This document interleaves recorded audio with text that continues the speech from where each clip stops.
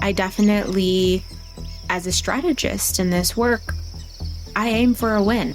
I want to win.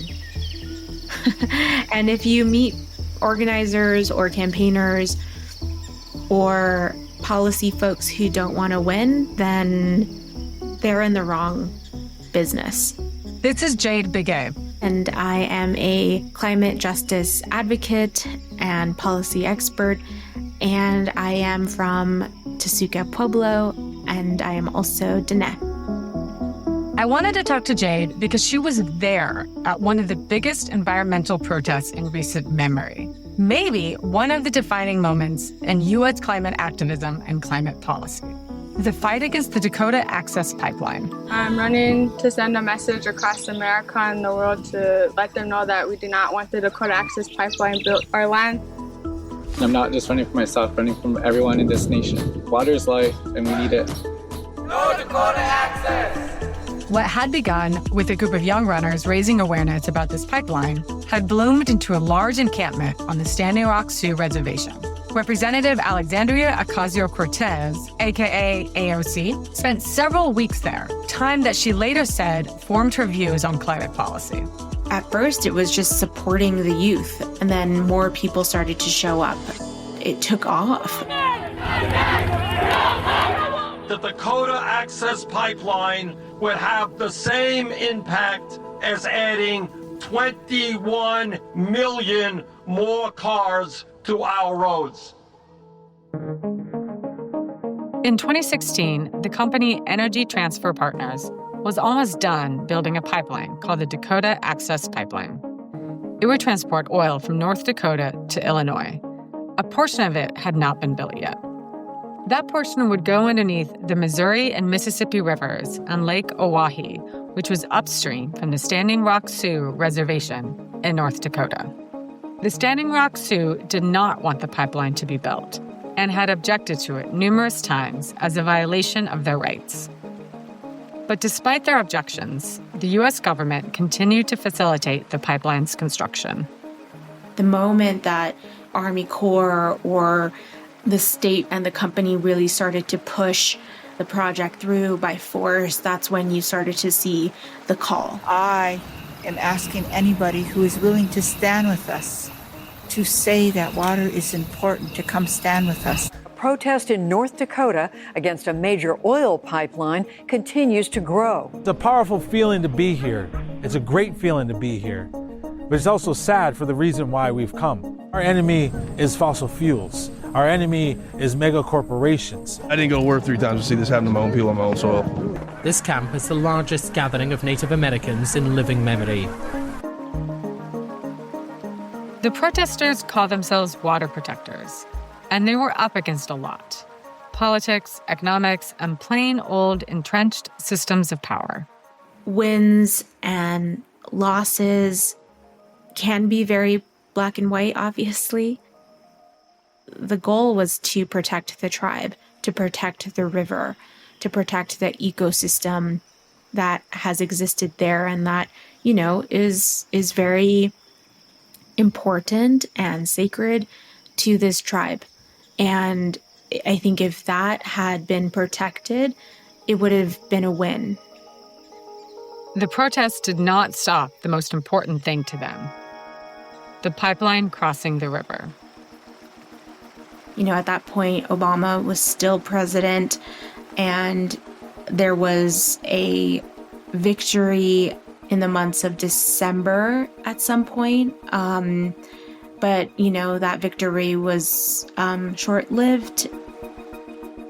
I was driving back to Standing Rock on election night. I was somewhere between Santa Fe, New Mexico, and Standing Rock, and learned about this new era that we were going to be diving into. When Trump did become president, he reversed the action that President Obama took on the pipeline. It's been almost 10 years since the Dakota Access Pipeline was everywhere in the news. And it's not over. Both legally, the Sioux are still contesting it, and culturally, a lot of people still want to stop oil. This simplicity and directness is even in the name of activist groups. Just stop oil. Keep it in the ground.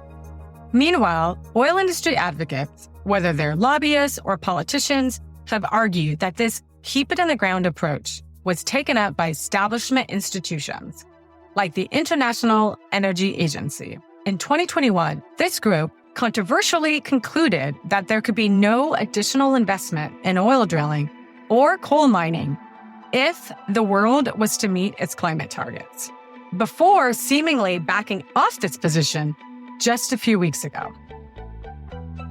The idea seems straightforward. If we keep oil in the ground by blocking drilling or blocking pipelines, it can't be burned, can't release CO2, can't cause climate change. But it turns out it is a lot more complicated than that. In this episode, I want to explore why, even if we were to stop building pipelines, the outcome might not be what some hope for, and why sometimes a pipeline is more than just a pipeline. I'm Amy Harder, and you're listening to Shocked. Today, Unintended Consequences.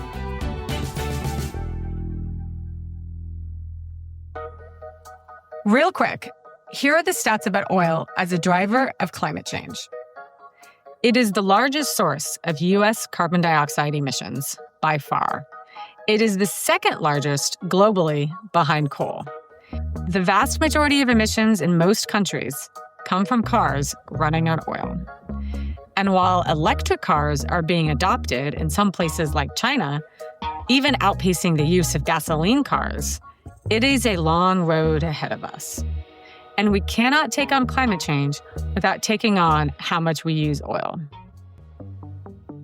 There are two different theories about how to cut off the world's addiction to oil.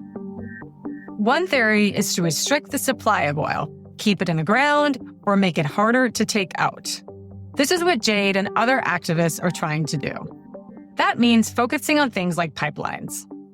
The other approach is to focus on cutting our demand for oil.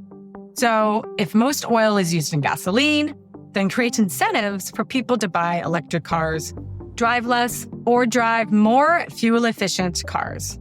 These are huge societal changes and not easy to prove or disprove. That's where my next guest comes in. I think it's worthwhile for certainly academic economists and probably others to think hard about, like, what would it mean to actually put ourselves on a path to like actual zero oil consumption by the end of the century. This is Ryan Kellogg, a professor at the Harris School of Public Policy at the University of Chicago. These days, he teaches economics. But before that, he was a chemical engineer. I went to college at Rice U in Houston. Become a chemical engineer in the Houston area, you're going to get scooped up into the oil industry. And that's exactly what happened to Ryan. He got a job at BP, the giant oil company, right after graduating. He had a few jobs for them, but one was doing economic analysis. How much would different operations cost? Later, when Ryan joined the University of Chicago as an economist, the Dakota Access Pipeline piqued his interest. As both an environmental economist and someone who not only studied the oil industry, but worked in it, he wondered just what would oil companies do if access to pipelines, like Dakota Access, were suddenly restricted. I asked Ryan to explain how pipelines and oil development interact. So this is a big pipeline. It moves 500,000 barrels a day of oil from North Dakota. It was proposed in the early 2010s when oil production in North Dakota was really booming. There was a big boom in shale oil from western North Dakota, the Bakken field. Right around 2009 or so, producers figured out, hey, we can actually get this oil out of the ground through fracking. But for that oil to be worth anything, they needed to get it out of North Dakota and into markets in the U.S. and eventually around the world. But fracking was happening so fast, drillers faced a big problem. Because North Dakota historically just was not a big oil producer, that meant there wasn't a lot of pipeline export capacity. They needed to get that oil out some way, and they used trains. Big mile-long trains containing nothing but crude oil.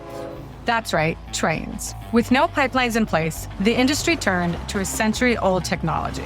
In fact, if you lived in certain parts of the country in the 2010s, like the Midwest, you probably noticed all of the additional tank cars on freight trains rolling through your town. I even see them in Washington State going by my family's cattle ranch. But it's important to remember that from the industry's perspective, this was a distant second best option compared to a pipeline. Here's Ryan again. Once the pipe is built, it's essentially for the shippers that committed to use the line. The pipeline is, for all practical purposes, almost free to use. They've paid for the line already. It's all capital. There's a little bit of expense in terms of pumping the crude oil itself. Like the ongoing expenses per barrel are quite low. Unlike a train, where if you want to ship a bunch of additional oil by a train, that means you need to get more tanker cars or even a whole other train and another locomotive and all of that. So the costs of using a pipeline once it is there are quite cheap. If you don't have the pipeline, you have to use trains. That's going to depress the price that producers get. That means they're going to drill fewer wells because drilling is less profitable than it used to be. That ultimately is going to lead to less production over time and oil staying in the ground. Ryan, like Jade, got interested in the idea of keeping oil in the ground. What did the industry actually do when faced with a problem like an absence of pipeline capacity? Did they leave the oil in the ground? What would have happened, he wondered, if the Dakota Access Pipeline had actually been blocked? What we try to do in our paper is try to understand what would have happened had the Dakota Access Pipeline, had it not been built. Thinking about if I'm an oil producer and a shipper of oil, if I don't have this pipeline anymore, how much do I want to move by rail? So right now, in the real world, in 2025, the Dakota Access Pipeline exists and it is operating. And the Standing Rock Sioux continue to contest the legality of the pipeline. Ryan and his co-author wanted to understand three things. First, would blocking the pipeline have kept oil in the ground? Second, would there be implications for safety? And third, would there be any other environmental costs? So, first, if the pipeline was stopped, would less oil have come out of the ground?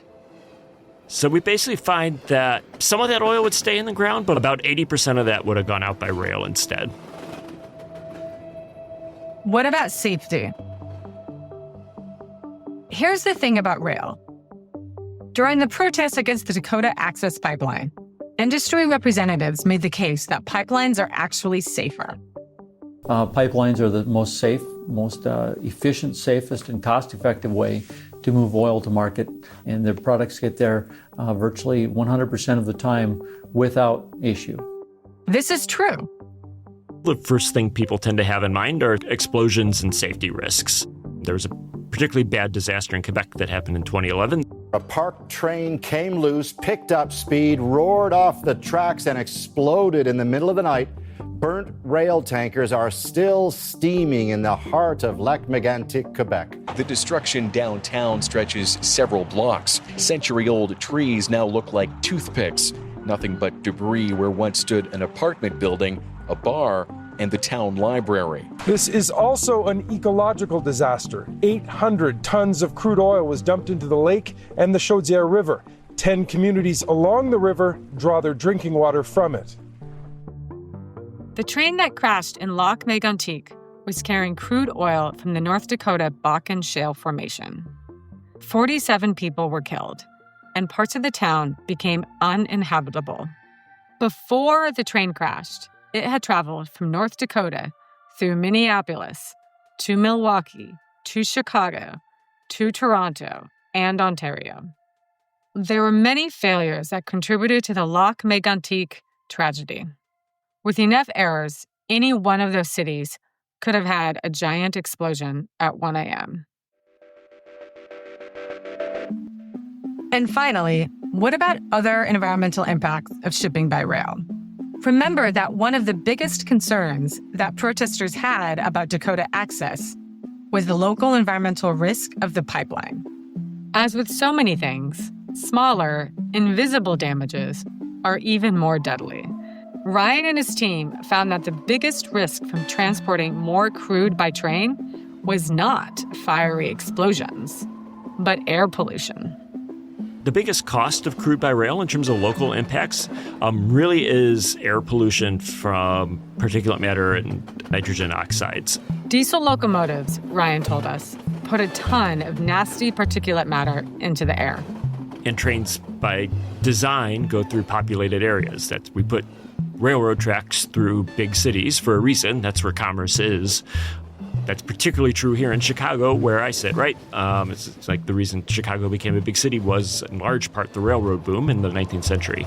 If we're using more crude by rail, that means you have more trains running through places like Chicago in the Midwest, cities on the East Coast, places like Seattle on the West Coast, putting local pollutants like particulate matter into those communities. And that comes with a cost. From this point of view, transporting oil by train would have been worse. Now, it's important to remember that the Standing Rock protest was also about tribal sovereignty. But it is ironic that pipelines, something that's a symbol of dependence on oil, is in fact one of the safest ways to move it around for as long as we use it. This is a sense in which, say, blocking pipeline infrastructure has the potential to at least backfire a little bit, to the extent that it induces producers not to actually not produce the oil after all, but instead move that oil through other means. I wanted to know what Jade thought about all this. So I think that the mentality that one way of transporting oil is better than the other, we just need to kind of remove that mentality from the conversation and just kind of ignore, and treat that mentality in that industry as what it is becoming, and that is irrelevant to the wave of renewables and clean energy. I'm a pragmatist, I'm a realist. The future that we envision for our communities, it's not going to happen overnight. We're not going to get all our land back and just, be free of support from the U.S. government or whatever it is. We're not just going to stop driving cars overnight. It's going to take time. It's going to take holding multiple truths. And in the context of this conversation, it's going to take using some oil while we build, the renewables that will give us more self-determination in the future. So, we have to hold that complexity, and we have to be graceful with ourselves in the process of building the world that we want.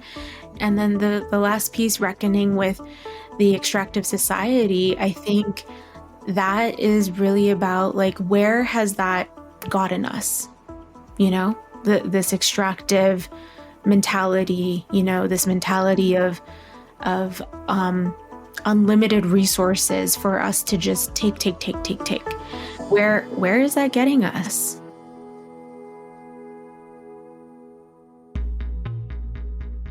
Ryan thinks it is possible to get off oil eventually, and so does Jade. So what's missing? Why isn't it happening? I wanted to talk to Michael about why it's so difficult to get off oil and the cultural and political power of oil right now. That's after the break.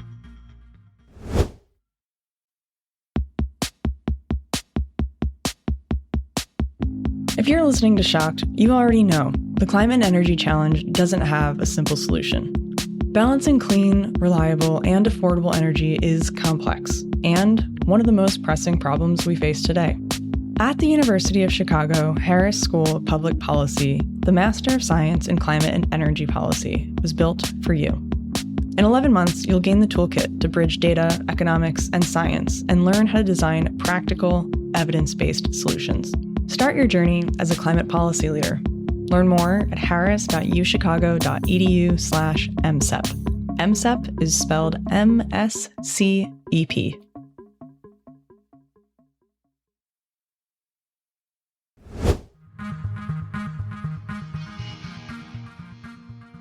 One thing that really stuck with me, Michael, after learning everything in this episode is that maybe protests just aren't enough. Do you think that's the case? Do you think protests are unnecessary to drive change? Or do you think they're just not sufficient? So what I found so compelling about the episode was doing something about using fossil fuels can take really two forms. One, you could have a demand side policy. That's what economists in the safety of economics would like to call demand side policies. That's when you just make it more expensive to use the fossil fuels, put a tax on it or something like that. And then there's a whole set of other policies out there, which are policies might even be too specific a term, actions that people like to pursue, which is at some level, they're like, leave it in the ground, don't use it. And not because you've priced it out of the market, but just like it's not nice, it's not good. You shouldn't use it. And this episode really took on one of those examples, the Standing Rock example. And I think that's like a supply side action. And asked, well, what do you get out of that? Like, what can that deliver to us? And if you get the microscope really close to the paper, it didn't really deliver that much. Most of the oil came out of the ground. Most of the oil that didn't come out of the ground was probably filled in from some other part of North America or the world. And then you get all these nasty things on the side. So like if you view it in a very, very literal way, here was a test of a real supply side policy. And it didn't deliver that much. And it kind of feels like it's a game of whack-a-mole where, yeah, maybe you could stop the pipeline, but it's going to be supplied from somewhere else.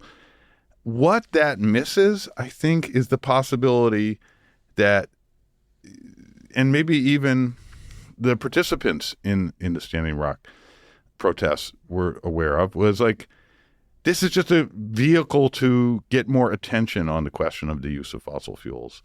And in that sense, I thought, I don't really know what to make of it. Maybe it drew a lot of attention, and maybe that brought other people into the tent, or maybe that turned off a lot of people. So I don't know. What did you make of it? I mean, I think those are two parallel and sometimes intersecting issues. And certainly from the tangible technical side, Ryan's research shows that there was a lot of unintended consequences of delaying the Dakota Access Pipeline. Now, I think the other side of this that you just mentioned is sort of the more intangible awareness of the issue. But, I think if we had an oil executive on this call, they would probably argue that those protests were part of the reason why you're having the swing of the pendulum back towards supporting oil, because ultimately the broad public didn't like the opposition to oil infrastructure and, some would argue, cheaper energy prices. It's really interesting to look back on this and compare and contrast it to where we're at today, because it is so different. If we look at the line charts of oil and gas production, it is just up and to the right, up and to the right, up and to the right, except the COVID-19 global pandemic. That is the only thing that can stop that on a macro level. And that just goes back to the fact that, you can protest things all you want and keep it in the ground for a period of time. If we don't get off the usage of the oil, things won't change. Okay, but now I want to pick on your words. If we don't get off the use of oil. Go ahead, pick on them. So in my, pedantic academic way, there's two sides to do that. We got our supply side policies. We just did an examination of a canonical one of them. I think neither of us could state with great confidence that it changed the number of barrels of oil consumed. And yet you seem to want to use fewer fossil fuels. And so, like Amy Harder, are you saying that our only hope is demand side policies? Let's call them carbon taxes, just to be especially pointed. Well, I know you have a lifelong goal to get people on board with the carbon tax. I don't have views of my own. I just do analysis, passionless analysis. Yes. I will say, I do think the answer to reducing oil use will be in reducing demand for it. I think as opposed to fighting the supply of it. Now, I wrote an article years ago for Axios about sort of the 8 puzzle pieces that go into how change on climate would occur. And one of those is protest. So those play a role. I think considering how integral oil is to our everyday economy and also how passive it is. We don't think about it on a daily basis, as opposed to, say, the civil rights movement, which really dealt with humans. It pulls at the heartstrings in a way that oil really doesn't. And so I think the fact that I drive a Toyota Prius, is that a Tesla? No. Am I using more oil than a Tesla? Yes, but I'm using a hell of a lot less oil than an F-150. And so that is one example of a demand side, singular individual policy that will, with time, reduce oil demand. Now, it's happening a lot slower than climate activists would like. As I said, the IEA sees it going up for the foreseeable future, but it is growing at a slower rate than the past. And that's because of these types of demand side policies, like more electric vehicles. As you know, I have long thought that carbon pricing could be beneficial based on analysis, but I've become more and more pessimistic about it. It does make me wonder, could you have like a Dakota Access style political movement in favor of carbon pricing? Like, why can't you? Like, I understand it's not emotionally evocative as the nasty pipeline that carries the fossil fuels, but like, if you put it against the acid test, does the planet care? I'm pretty certain the planet would love to have carbon pricing much more than preventing of the Dakota Access. So you wonder if there could be a protest for a carbon tax. First of all, there's never a protest for anything.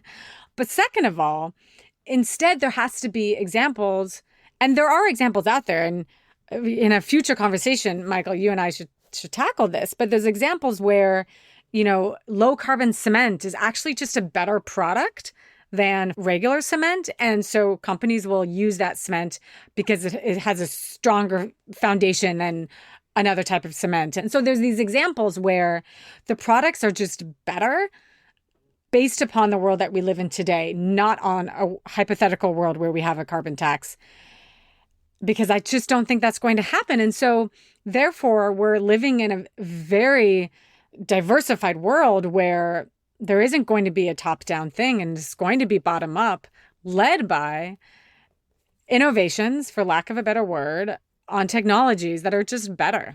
That's going to be my new slogan. I'll suggest to people for sale. Instead of just do it, it'll be just better.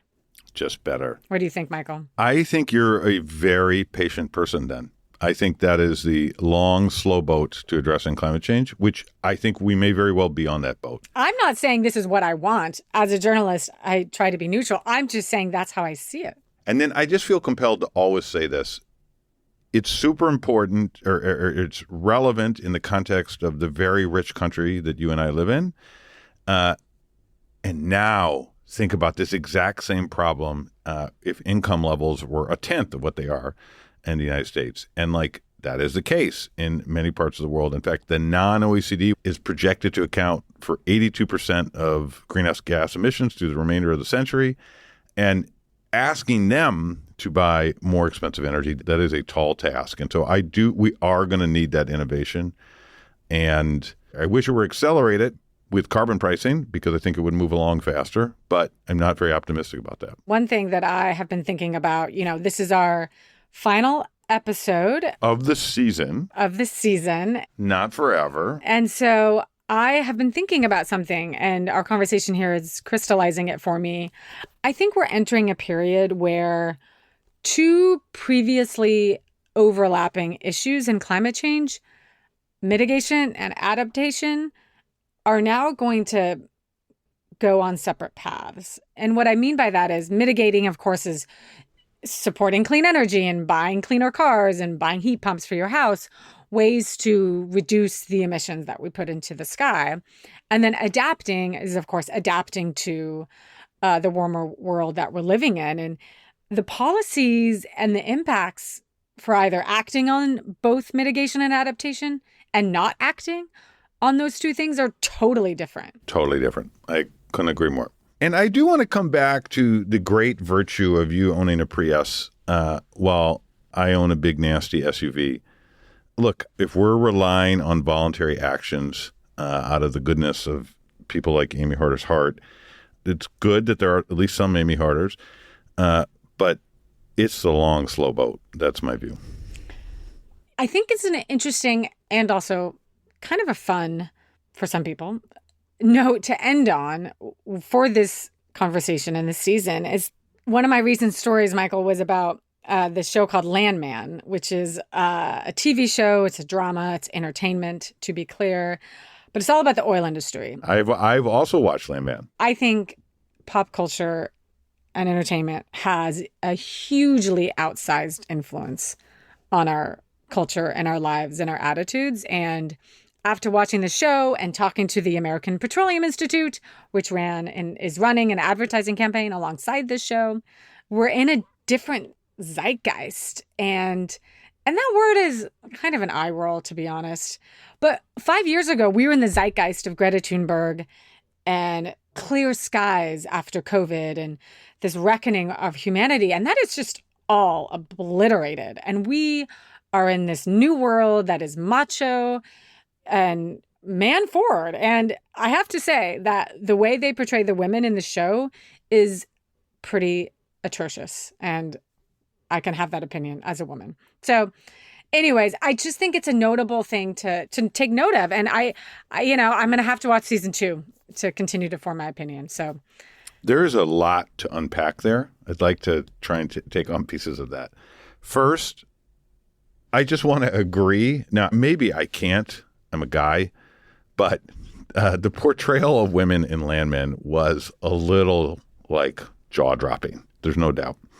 And you are correct. It is really man. And you could even go so further and say white man almost, wrestling against Mother Nature and, trying to pull the fossil fuels that are 6,000 feet below ground. And it's got a very caveman feel to it in that respect. And it's it did make me wonder, where's the show about the guy erecting the wind turbines? first of all, it's going to be a woman, and let's call it Water Woman. How about that? Water Woman? Yeah, Land Man, Water Woman. I don't know. Okay. Not Wind Woman? Mm. Yeah, maybe. Okay. So anyway, where's that show? Somehow that's too high tech. It doesn't appeal to the American frontier and conquering nature and things like that. Yeah. And I think, to bring it back to this episode and the future, whatever it may hold, I guess a mini spoiler alert. Billy Bob Thornton's character, he's having a conversation with a drug cartel kingpin, and he's been severely injured and his face is all bloodied. And he talks about how there's no future for the drug industry. And then he says, there's also no future for my industry. And so to me, that's a subtle acknowledgement of the long term. And by long term, I mean decades and centuries. The long-term arc is still toward cleaner energy, but it is not a straight line. And right now we are in the zeitgeist of President Trump and oil increasing more than perhaps initially or for a little while anticipated, is the fact that cleaner energy technologies are just going to have to be cheaper and better. Those are really the two things that will drive change. We will not solve climate change on the backs of altruism. We never could have, and I think this time period that we're in shows that. So I got two thoughts about that. One, when the fracking revolution first started, there was this view, bridge fuel. And, as you know, natural gas is blue, burns. And so there was this view. It's like the blue bridge to the green future. And I'm sure you reported stories like that, probably 15 years ago. In the back of my mind when that happened, because if you've ever seen the maps of all the shale deposits around the world, they're everywhere. I wondered, well, is that the blue bridge to the green future, or is that just a really, really, really long blue bridge? And I think, the balance of evidence might be shifting a little bit towards a really, really long blue bridge. Oh, yeah. I don't think maybe. I think it is. But there has been a lot of progress made over the last decade, such that the snowball, no pun intended, of climate action and clean energy transition is still moving. It's just moving more slowly, and some people would argue that might be necessary to temper prices of energy and other things. So, it's not going away, and my coverage of it isn't going away, but it's definitely a changed landscape. Yeah, it is. And look, humans were not put on this planet. Our mission is not to minimize climate change. It's to maximize our well-being. And climate change is an important determinant of it, but so are energy prices. And so our whole goal, the goal is to really find some balance between the two. Well, Michael, this has been such a pleasure. I look forward to many more conversations. The next season needs to tackle democracy and women's rights and get Billy Bob Thornton on the show. Well, count me in, Amy. I would talk about that with you and with Billy Bob. Definitely. Shocked is part of the University of Chicago Podcast Network. It was produced by Jesse Baker and Eric Nuzum of Magnificent Noise. Our production staff includes Christine Driscoll, Amy Pedulla, Sophie Bridges, Jamie York, and Samantha Henig. Our sound designer is Kristen Mueller. Our fact checkers for this series are Keishi Kimura, Emily Lightfoot, Emma Nakayama, Noah Soboluin, Juan Ruro Wu, Marsha Chandra Debbie, Anya Jolin, Zhuri Liu, Surya Stowers, Luke Suchia, and Robert Pearson. A big thanks to my co-host, Michael Greenstone, a professor at the University of Chicago and director of the Institute for Climate and Sustainable Growth. He also serves as executive producer of Shocked, along with Sam Ori, the executive director of the Institute for Climate and Sustainable Growth. The Institute combines a 360-degree approach to education with frontier research having an impact in frontline communities globally. The Institute's efforts are driven by the need to balance climate risks with societal growth. To follow or support their work, see our show notes or visit climate.uchicago.edu. For more of my reporting, you can look for me on pretty much any social media. Search Amy Harder, or look for my byline at Axios. This is Shocked. I'm your host, Amy Harder. Thanks so much for joining us for the last 12 episodes of Shocked. Until next time.